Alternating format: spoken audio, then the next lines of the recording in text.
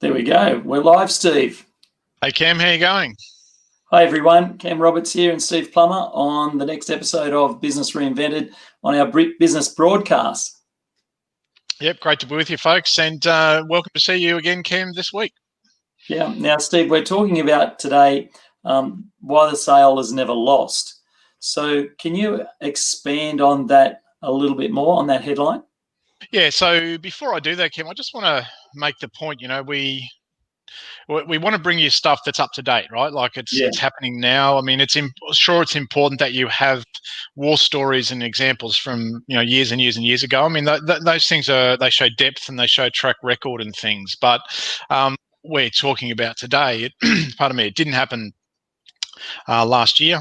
It didn't happen last month. It didn't even happen last week with clients that we're working with, right? It happened yesterday. So there's a really salient lesson in what we're about to share today for everyone and in every situation. Sure, yes, it's the training industry. Yes, it was a live webinar, but it can apply to any sales interaction.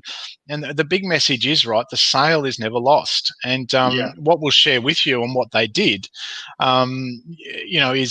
is helpful and is a good lesson in itself. Until someone tells you to buzz off, the sale is never lost, right? And I think it's also part of human nature when we don't get people saying yes straight away, that can be a the silence can be your mind can play tricks on you, and that they don't want it.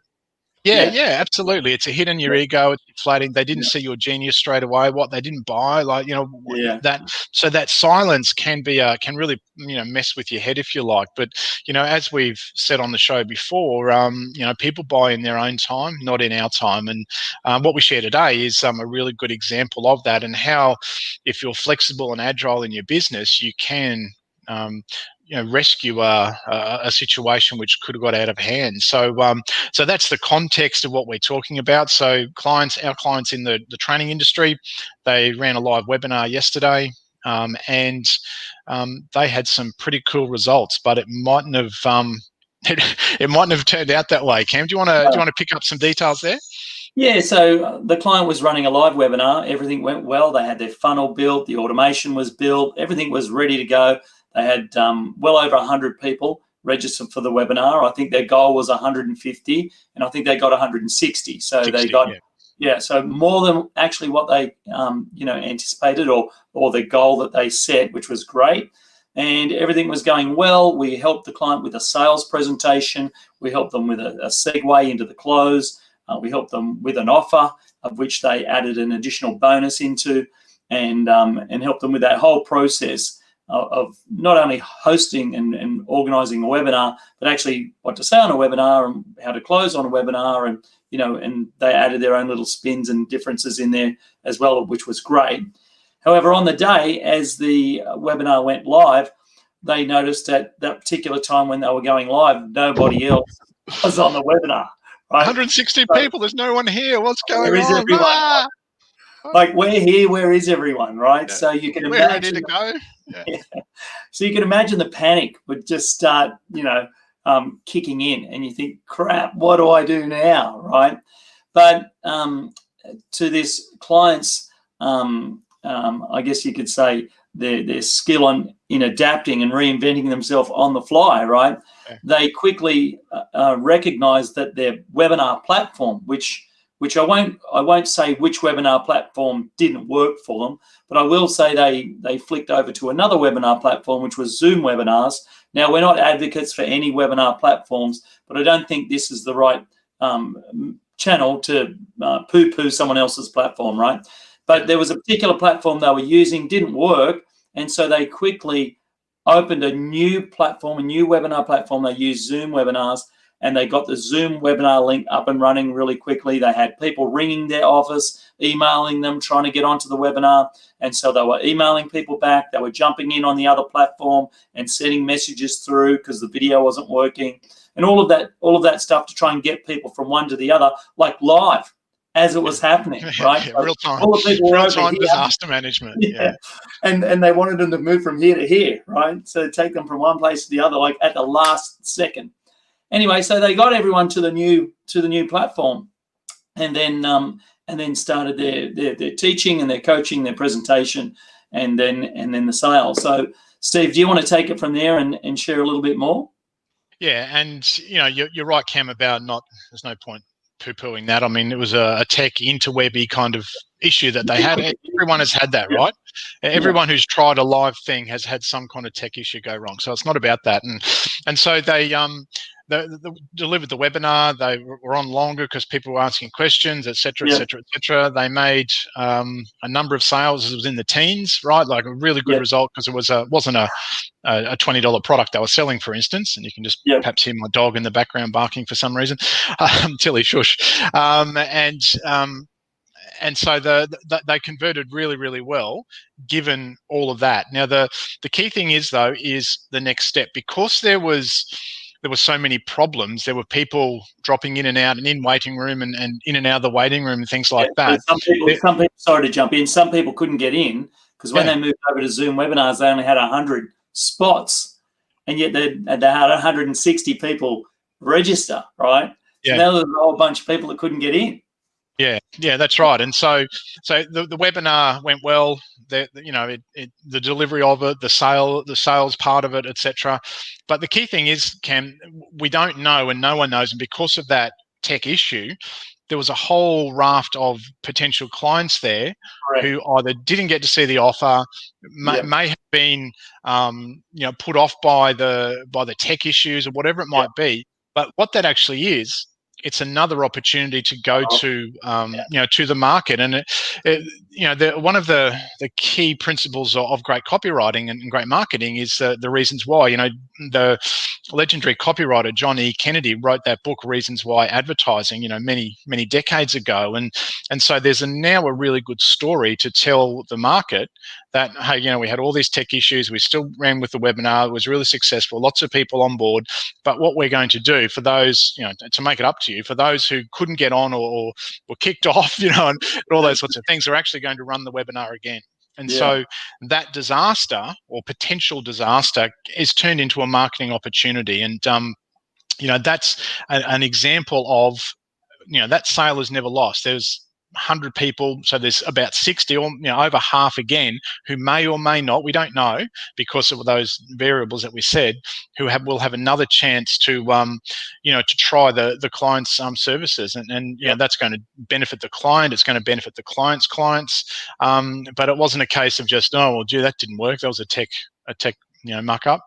That sale is never lost. And so now there is an opportunity to optimize what they did and an opportunity to go to markets again with a legitimate, because the people who were on there, they knew there were tech issues, right? So it's not just, that something went wrong that was incongruent and you're just making it up. So there is a legitimate reason why to go back to the market and run the same thing again, not for those people who've already bought, right? You'd exclude those from the marketing.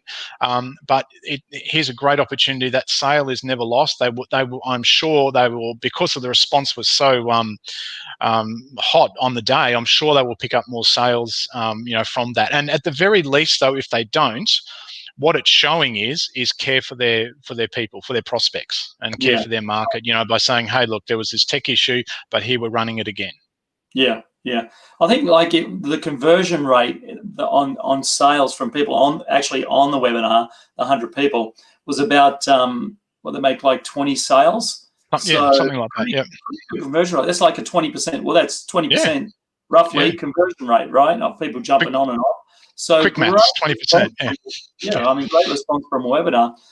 One of the key takeaways, talking about the sale was never lost. One of the key takeaways there was the offer. Like, they got the offer right. So even though the tech stuffed up, even though there was glitches and all sorts of little things go wrong, they had quality information to share. So it was valuable information to their demographic, to their buyer personas.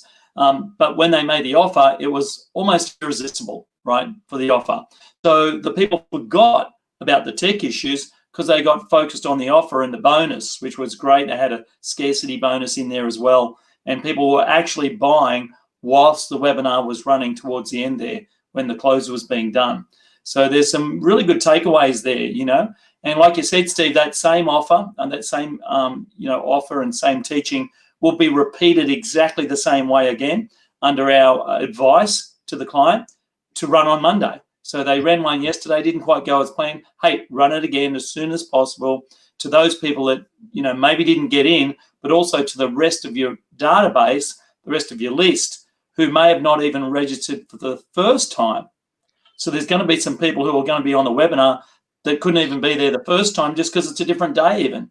So it represents a massive opportunity for them to, resell and redo it again, and also get some more clients into their program.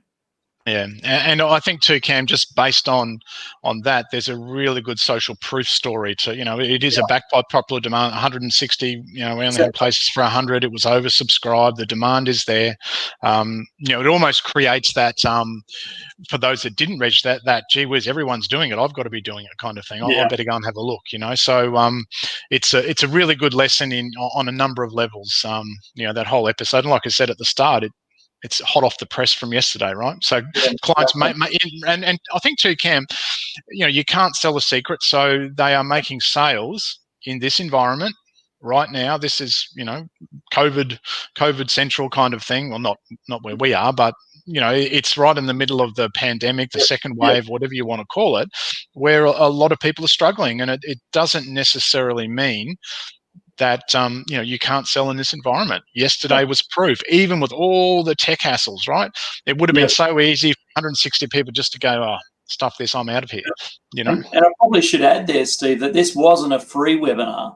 No, right? It wasn't free. I actually paid $40. Was it $40? $40. Right? $40 to be on the webinar to start with. So that created a really good client for the webinar. Potential client for the webinar, because they've already invested money to be on the training, on the masterclass, on the webinar. Absolutely. Yeah. It's good point. Yeah, so there we go. The sale is never lost, and again, if let's take it to one other step of the disaster. Say that the tech just totally mucked up. What the client could have done was done a recording of what they were going to present anyway, and then sent it to everyone who registered and done refunds. Like the opportunity, the sale is never lost. The fact that you get people to come in the door, that's the hardest thing to do, right? And so you don't ever want to, despite what happens, COVID, tech, whatever it is, you don't want to waste that effort of getting people in the door and having an opportunity to present your best stuff to them. Absolutely. That's really great. All right, Steve, that's a wrap there. We've hit our 10-minute mark, just gone past. So thank you, everyone. If you've got any comments, leave them below. Steve and I will answer your comments or questions that you have. And Steve, if the folks want to get in touch with us, what do they do? Absolutely. Go to businessreinvented.com.au and you can book a free session with us, a 30-minute business assessment, and we'd love to have a chat to you. So businessreinvented.com.au.